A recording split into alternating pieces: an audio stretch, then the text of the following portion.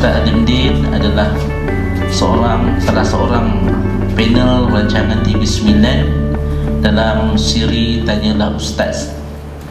Jadi kalau soalan-soalan ada, boleh muka Ustaz. Saya rasa insyaAllah Ustaz kalau bab soalan ni tak ada halangan, Ustaz boleh jawab. Beliau berasal daripada Ipoh, Perak, kelulusan dalam jurusan syariah Universiti Melaya, dan beliau juga merupakan salah seorang dalam program motivasi. Dalam program motivasi banyak juga badan-badan korporat mengundang Ustaz mengendalikan program motivasi. Jadi tidak melengahkan masa, saya rasa saya dengan segala hormatnya menjemput Fadil Ustaz untuk naik ke meja hadapan ini, memulakan ceramah beliau pada hari ini, iaitu kelebihan Ramadan untuk yang dicari, insyaAllah.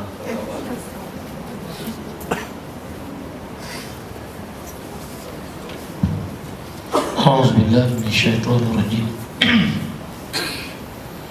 Bismillahirrahmanirrahim. Assalamualaikum warahmatullahi wabarakatuh. Alhamdulillah.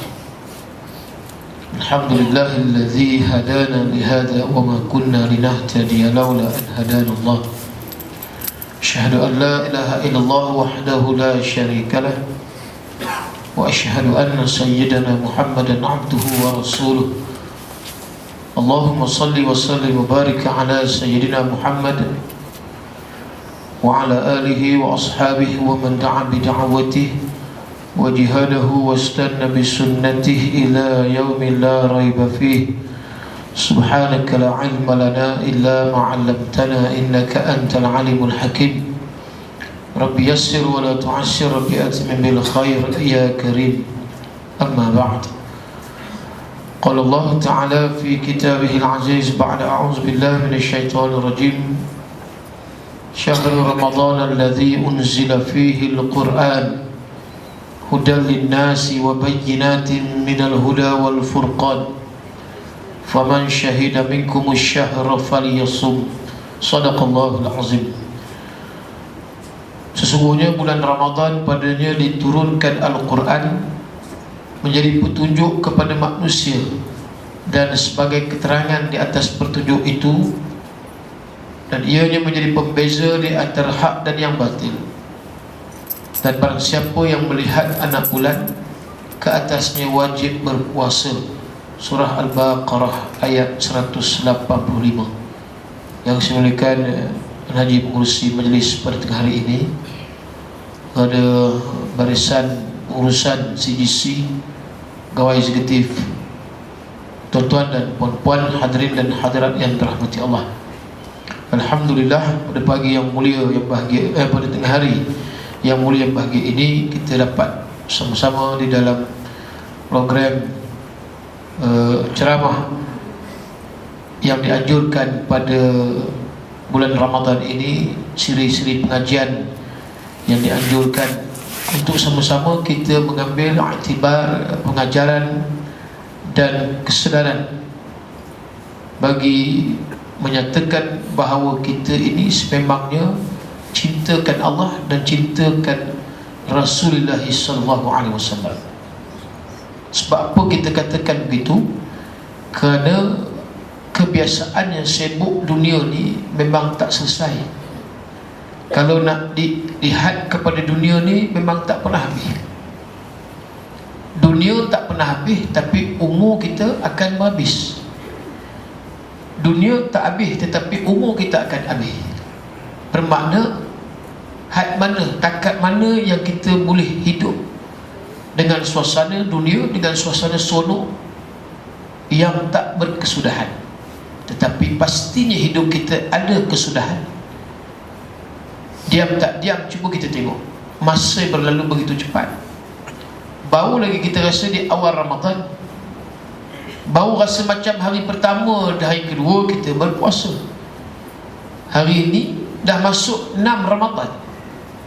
Malam ni masuk malam yang ketujuh kita sembahyang solat sunat tarawih. Tu yang saya katakan tadi, rasa baru lagi kita berpuasa dan bertarawih. Dah hari ni pejam celik dah 6, dah malam ni yang ke-7. Pejam celik dah raya dah. Ni pun dah ada dah seronok dah. Ada yang raya dah. Tak sempat dengar lagu raya di radio. Marah maki hamun Linda on. Linda tak pasang lagi lagu raya ni. Linda, kami dah tak boleh tahan ni, menggelupur dah ni. Ujung Linda tu on lagi, belum off. Kak Linda kata nanti dulu kami diberi amanah sehinggalah pada 16, 17 Ramadan baru boleh pasang lagu raya. Nampak? Tak apalah, radio tak keluar lagu raya, dia pergi pasar raya. Dia dengar pula di shopping kompleks lagi gila. Iya, satu Ramadan dah ada lagu raya dah. Pergi the store, Sogo. Sekarang saya pergi Sogo dah ada lagu raya dah. Nampak? Ini yang katakan pejam celik dah dekat raya dah. Itu kalau pejam celik, kalau pejam tak celik, maknanya mati kita kan. Ini kita nak andaikan Ramadan kali ini, tahun ini, cuba kita rasa dia pahat, encourage, betul-betul kita tanam dalam pemikiran kita, otak kita, yang kita assume, andaikan tahun ini, assumption kita tahun ini kira tahun yang terakhir lah kita nak rasa duduk dalam bulan Ramadan, yang kita nak puasa di siang hari, yang kita nak tarawih di malam hari, yang kita nak tadarus, yang kita nak tarawih, yang kita nak sahur, yang kita nak bangun pagi sahur. Inilah, cuba kita andaikan ini yang terakhir. Masuk hari raya kedua, mungkin Tuhan bagilah hari pertama kita boleh beraya kuih raya dengan lemang, ketupat, boleh salam dengan kawan rakan. Masuk je raya kedua, inna lillahi wa inna ilaihi raji'un. Agak-agaklah kalaulah kita tahu raya kedua meninggal, susah kata nak raya ni Ramadan ni lah, kita tak lalu nak makan dah. Kenapa? Teringatkan waktu yang saat itu, idza jaa ajaluhum la yastakhiruna sa'atan wa la yastaqdimun.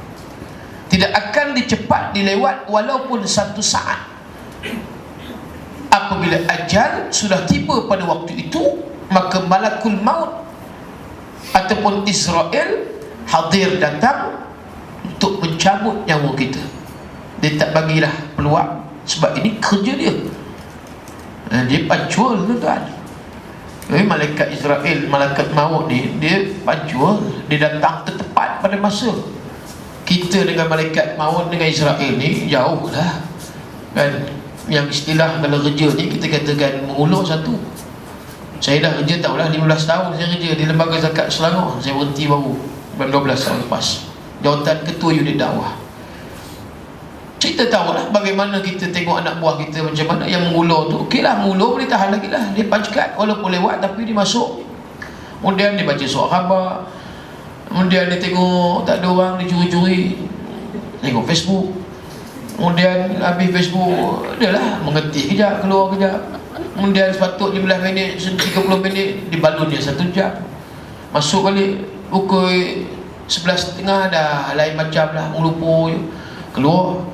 Kemudian pergi nun kari kepala ikan kampung atap tu, kan dekat tu daripada sini. Contoh lah. Kemudian balik tak habis lagi, masuk pukul 2.30, orang masuk pukul 2, pukul 3.30 kan, cucuk kawan pula kena main secawan kopi Redex. Cerita dia. Itu belum cerita bayar bil apa semua lagi, hantar anak tuition apa. Allah, itu jadi mengulur. Okeylah lagi dia ada di jabat. Yang kedua, membiawak. Jenis membiawak ni betul-betul dia pacekat aja. Habis pacekat dia pun calik bawah cabut dia, tak tahu mana hilang, raibul ruyuk. Pukul 5 elok pula dia, ada balik dia sebab pacekat balik pula. Ayam ni jenis membiawak. Yang ni kalau kita nak lawan dengan malakul maut Israel dia tepat, katalah 1.34 minit dia datang, 1.34 minit dia tak bagi amaran apa, dia tak ada signal. Cuba renungkan yang wali band tu menyanyi itu, betul lah tu. Ingat mati, ingat sakit, ingatlah saat kau sulit, Ingat-ingat hidup cuma satu kali. Tu bulan puasa ni tak boleh menyanyi Itu antaranya. Kenapa kita lihat ingat mati, ingat sakit ni mengenangkan kepada diri kita kemana kita kesudahan. Adakah kita ingat mati nak ingat dunia? Dah. Bila ingat mati bermakna kita nak ingat kepada akhirat. Ingat mati bermakna kita nak menghidupkan suasana roh kita. Roh yang bagaimana? Iaitu sudah tentulah roh Islam. Ya ayyatuhan nafsul mutmainnah irji'i ila rabbiki radiyatan mardiyah fadkhuli fi 'ibadi wadkhuli jannati. Yang kita nak pergi ini keadaan terpisahnya jasad dengan roh. Roh akan pergi dalam keadaan dimuliakan, diraih oleh Allah. Allah kata fadkhuli fi 'ibadi wadkhuli jannati. Kamu pergi kepada ahlul ibadah, orang yang sembahyang, orang yang puasa, orang yang bayar zakat, orang yang tunai haji. Kemudian kata Allah, dah habis beliau cantik, amalan tadi pula amalan yang makbulan, yang diterima oleh Allah, diiringi dengan sifat yang disebut, iaitu sifat mahmudah. Dia ada apa dia, qanaah, dia ada keikhlasan, dia ada kejujuran, dia ada amanah. So inilah yang Allah suka dan diraihkan roh tadi. Fadkhuli fi ibadi wadkhuli jannati. Dan pergilah kamu masuk ke dalam syurga.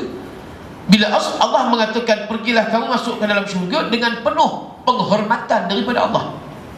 Yasin yang kita baca, salamun qawlan mir rabbir rahim. Allah yang bagi salam, welcome, ahlan, ahlan wa sahlan, marhaban, ahlan wa sahlan ya Ramadan. Kan Allah yarham Ustaz Asri tu nyanyi. Kita nak macam tu, diucap ahlan wa sahlan, welcome, kata Allah, ahlan wa sahlan. Itu yang kita dengar, itu adalah satu ungkapan daripada yang paling istimewa. Allah raihkan para hambanya daripada kalangan siddiqin, awliya salihin, daripada kalangan mereka yang benar dan mereka yang alim, yang saleh, dan mereka beramal dengan amal syurga. Maka orang inilah yang akan diraihkan oleh Allah. Kematian mereka itu dengan penuh makna dan memberi kebaikan yang banyak kepada orang yang meninggal tadi dengan tinggalnya dari sudut amalan-amalan. Jadi sebab itulah tuan dan perempuan yang kita Allah takdirkan usia muda. Nampak tengah hari ni nampak muda-muda belaka. Saya baru my age 38 years old. I tell you I'm still young. Muda lagi lah, below 40 years, belum 40 lagi. Nak ceritanya, anak muda nak beribadat memang susah. Saya tak nafikan, saya dulu pun kan kata terus baik jadi macam ni, tidak.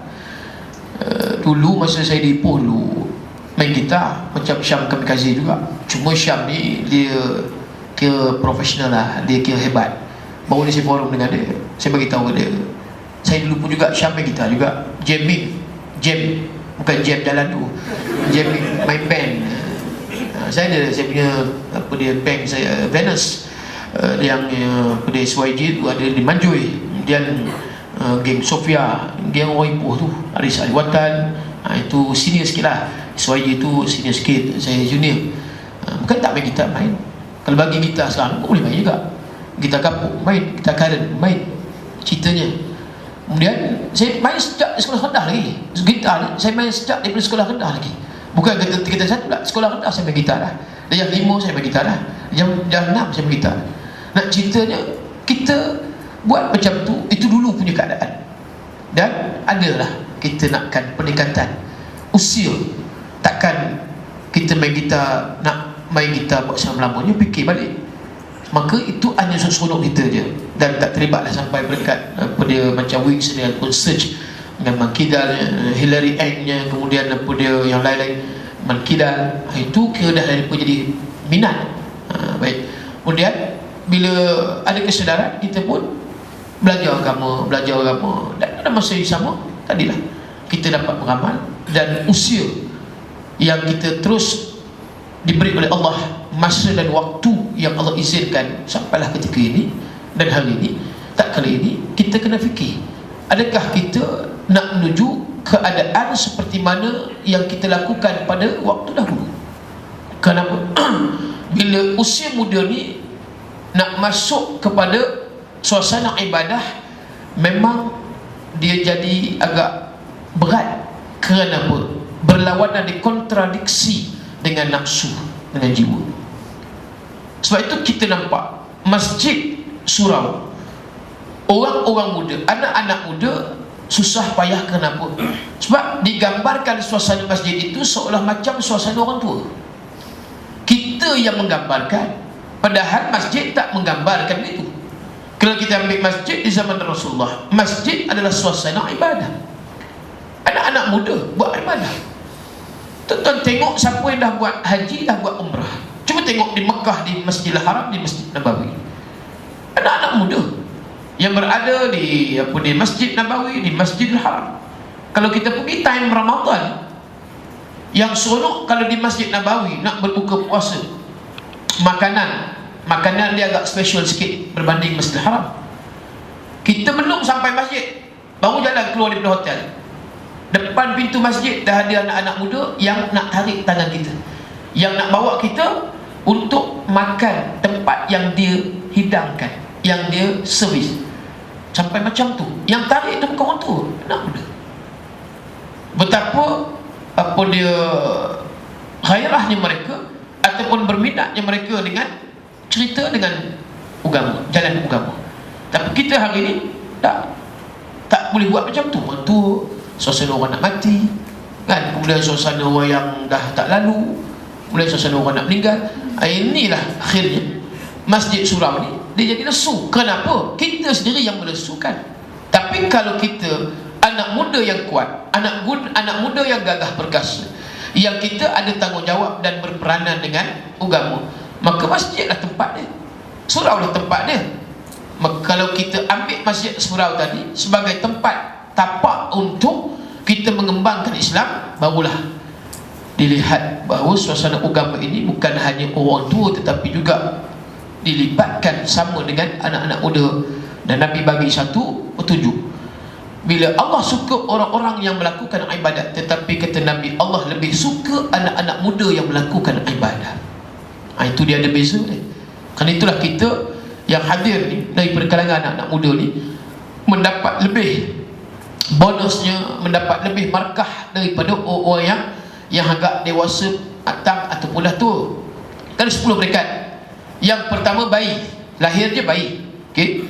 Kemudian naik sikit daripada bayi, dia jadi kanak-kanak. Daripada kanak-kanak naik lagi, dia akan jadi remaja. Naik sikit daripada remaja, dia jadi retua. Yang keempat, lagi setelah retua tu, remaja, retua. Yang kelima, dia naik daripada remaja, daripada retua, dia jadi dewasa. Okey, dewasa ni kira dalam lebih kurang 30. Kemudian naik lagi daripada dewasa, kemudian yang keenam, dewasa matang. Dewasa matang biasanya 40 years old. Okey, naik lagi daripada dewasa matang, yang ketujuh dia jadi tua. Inilah tua ni kira 50 lah, 50 ke atas. Ya, macam tu haji kot, tu haji 50 dulu. Tua lah, tu haji tua lah, tua.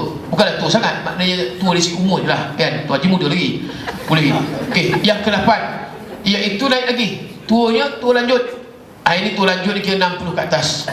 Dan naik lagi, tua nyanyuk. Tua nyanyuk. Kemudian akhirnya sampailah 90 ataupun 80 ke atas, 90 dia jadi tua nak usah itu faham. Tu dia punya tingkatan umur tu. Jadi kita ni, kita pilihlah. Maknanya masih lagi kita ni remaja ke, retua ke, dewasa ke, dewasa matang. Kita kategorikan kita ini bukanlah lagi tidak baik dan tidak kanak-kanak dan tidak remaja dan tidak retua, umur 40 tahun ke atas. Bila mana kita dalam keadaan macam ni, keadaan usia ni, bila nak beraksi dengan aksi dia sebagai hamba Allah, dia mesti ada dugaan, dia mesti ada cubaan, dia mesti ada ujian. Bila ada dugaan, ujian dan cubaan, yang inilah yang sebenarnya nak mematangkan diri kita di dalam kehidupan beragama. Sebab kita dah lalu, dah tempuh dah alam kanak-kanak, alam remaja, kemudian dah masuk alam dewasa. Sebab itu Nabi, bila Muhammad usia 25 tahun, itu usia kita kata apa dia? Usia dewasa. Dah habis dah zaman remaja, habis dah. Kemudian naik usia dewasa, maka Muhammad berkahwin dengan Khadijah usia 25 tahun dan Khadijah ketika itu 40 tahun. Walaupun ar-rijalu qawwamuna 'ala nisa, lelaki menguasai wanita, tetapi nampak Nabi kahwin dengan seorang perempuan yang lebih tua 15 tahun umurnya. Khadijah 40 tahun. Khadijah menjanda 2 kali. Bukan dia anak dara, dia janda 2 kali. Khadijah binti Khuwailid bin Abdul Uzza bin Asad bin Qusay Al-Quraisyah Al-Asadiyah. Kalau tulis-tulislah, tidak ngapal. Kalau tidak nganga je, tengok je. Nama Khadijah, nama kad pengenalan, nama suami anak. Ulang sekali lagi, pun hafal. Khadijah, Siti tu gelaran, Sayyidatina tu, Sayyidah tu gelaran. Khadijah binti Khuwailid bin Abdul Uzza bin Asad bin Qusay Al-Quraisyah Al-Asadiyah. Quraisyah Al-Asadiyah tu dia punya nama suku bangsa Quraisy, Arab Quraisy. Al-Asadiyah tu yang lagi spesifik kepada bangsa macam kita lah, Melayu. So Melayu apa dia? Ada Al-Melayuyah, Al-Melayuyah, kemudian dibawa Al-Melayuyah, Al-Melayuyah dia ada Al-Jawi, dia Al-Banjari, kemudian Al-Bugisi, kemudian Al-Melendengi, Al-Minangi. Pilihlah mana-mana satu kita punya kategori. Al-Jawi bukan tulis Jawi tu, Jawa. Itu sahabat saya Ustaz Hashim Fikri Al-Jawi. Mula benda Al-Jawi, punya Jawa. Itu Al-Jawi, orang Jawa. Ataupun Al-Banjari, itu Banjar. Ataupun tadi Al-Bugisi, Bugis. Ataupun Al-Minani, Minani orang Minang, Minangkabau. Kemudian apa lagi? Al-Melendengi, Mendeling kan, Mendeling lah, daripada suku bangsa Mendeling. Itu Khadijah daripada Al-Quraisyah Al-Asadiyah. So Khadijah ketika itu dia sudah janda, artinya cerai suami. Suami yang pertamanya Abu Halah bin Zarzarah, itu suami pertama. Kita cerai, kahwin yang kedua. Nama suami yang kedua iaitu Atiq bin Abu Aiz. Atiq bin Abu Aiz. Itu susah bunyi tu, sebab kita bukan orang Arab. Kita banyak guna kita tak guna ain. Kalau nak sebut ain ni kena ada apostrofi, kena ada koma. Kan semua boleh Atiq, kemudian Aiz, Muaz, Muiz. Itu dia punya ain tu. Atiqah umpama. Kan nama-nama kan ada Atiqah, kemudian apa lagi Atiq, kemudian apa lagi macam-macam lah. Jangan Natasha sudah lah. Ada nama Natasha ni? Tak ada. Ke tak nak mengaku ni? Sebab nama Natasha tak orang sebut. Memang drama Natasha dia pelakon yang dah kahwin dengan anak mentua Sobira bekas Fasha Sanda. So dia berlakon dulu kan Natasha memanglah dengar sedap bunyi Natasha, macam bunyi bunga, macam bunyi jelas sedap lah. Kita dengar Natasha lembut, soft. Maksud dalam bahasa Arab Natasha itu maksudnya pukul.